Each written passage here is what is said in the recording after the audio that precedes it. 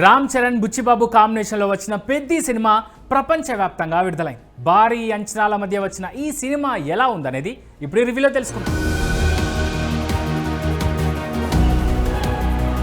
ఇక పెద్ది సినిమా కథలోకి వెళ్తే విజయనగరానికి కూతవేటు దూరంలో ఉన్నా కూడా కొండ కింద ఊరు కావడంతో కనీసం మనుషుల్లా కూడా గుర్తించారు పెద్దిని. ఆయన ఊరి పరిస్థితి కూడా ఇంతే, గుర్తింపు ఉండదు. ఆ ఊరికి కనీస గుర్తింపు తీసుకురావాలని ఊళ్ళో రైలు ఆగితే తమ బతుకులు బాగుపడతాయని 30 ఏళ్లుగా పోరాటం చేస్తూ ఉంటాడు అప్పలసూరి అలియాస్ జగపతి బాబు. మరోవైపు కొండ కింద నుంచి విజయనగరానికి వచ్చి పని చేసుకొని బతుకుతూ ఉంటారు పెద్ది ఊరు జనం.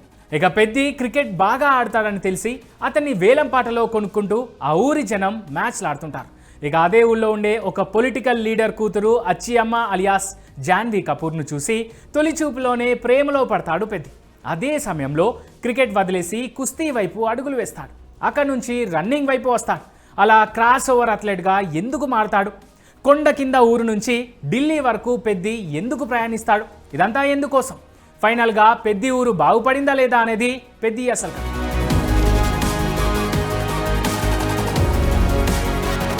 కమర్షియల్ సినిమా చేయడానికి చాలామంది హీరోలు ఉన్నారు. కానీ కథ నడిపించే సినిమా చేయాలంటే కమర్షియల్ హీరోకు ధైర్యం ఉండాలి.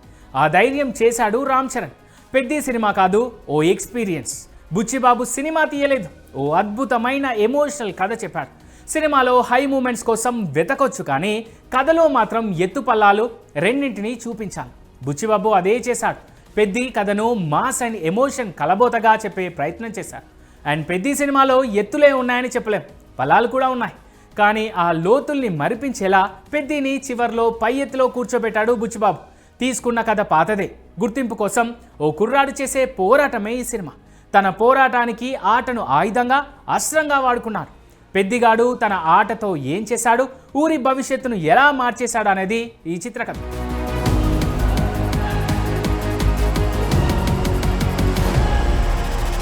ఈ కథ చెప్పడానికి చాలా సింపుల్, కానీ బుచ్చిబాబు దీన్ని తెరకెక్కించిన విధానం చాలా బాగుంది. ఫస్ట్ హాఫ్ అంతా కమర్షియల్ పందాలో నడిపించాడు. క్రికెట్ సీన్స్ అన్నీ బాగానే వర్కౌట్ అయ్యాయి. మధ్యలో కొన్ని ల్యాగ్ సీన్స్ ఉన్నా కూడా ఇంటర్వెల్ నుంచి అసలు కథ మొదలవుతుంది. ఒకసారి కుస్తీ మొదలయ్యాక కథలో వేగం పెరుగుతుంది. క్లైమాక్స్కు వచ్చేసరికి ఎమోషనల్ టర్న్ తీసుకుంటుంది. సినిమా అంతా రామ్ చరణ్ ఒక్కడే తన భుజాలపై నడిపించాడు. తను చెప్పాలనుకున్న కథను ఎక్కడా డీవియేట్ కాకుండా చాలా గొప్పగా, హానెస్ట్గా చెప్పాడు బుచ్చిబాబు. రామ్ చరణ్ కూడా తన దర్శకుడు చెప్పిందల్లా కళ్ళు మూసుకొని చేసుకుంటూ పోయాడు. కథ క్లైమాక్స్కు వచ్చేసరికి తెలియకుండానే బరువైన ఎమోషన్స్ మనసులో మొదలవుతాయి. ముఖ్యంగా ఒక్కడే 3 ఆటలు ఎందుకు ఆడాల్సి వచ్చింది, క్రాస్ ఓవర్ అథ్లెట్ ఎందుకు అయ్యాడు అనేది చాలా కన్విన్సింగ్గా చెప్పాడు బుచ్చిబాబు సనా. క్లైమాక్స్ గురించి కొన్ని రోజులుగా సోషల్ మీడియాలో ప్రచారం జరుగుతున్నట్టే క్లైమాక్స్ సీన్ కూడా ఉంటుంది. అయితే ఆ సీన్ అందరికీ తెలిసినా కూడా తెరపై మాత్రం కళ్ళప్పగించేలా చూస్తారు అందరూ.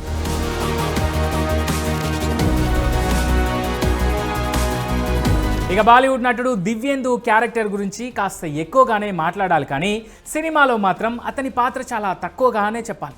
అత్యంత కీలకమైన పాత్ర పోషించింది జగపతి బాబు అప్పలసూరి. అలాగే శివరాజ్ కుమార్ పోషించిన గవర్నాయుడు పాత్ర కూడా పెద్ది జర్నీలో చాలా కీలకమనే చెప్పాలి. రామ్ చరణ్కి ఈ 2 పాత్రలతో ఉన్న సన్నివేశాలు చాలా బాగుంటాయి. ఓవరాల్గా ఒక మంచి సినిమా చూసిన ఫీలింగ్తోనే థియేటర్స్ నుంచి ప్రేక్షకులను బయటికి పంపించాడు బుచ్చిబాబు సన్. రామ్ చరణ్ ఈ సినిమా కోసం ప్రాణం పెట్టాడని చెప్పడం కూడా చిన్న మాటే అవుతుందేమో. ఒక్కటైతే నిజం, రంగస్థలం సిట్టిబాబునే మరిపించే పాత్ర అయితే ఇందులో చరణ్ చేశాడు. శివరాజ్ కుమార్ పాత్ర కూడా చాలా బాగుంది. Janhvi Kapoor, Divyendu characters okay. అప్పల్సూరిగా జగపతి బాబు చాలా మంచి పాత్ర చేశారు. మిగిలిన క్యారెక్టర్స్కి అందరూ న్యాయం చేశారు.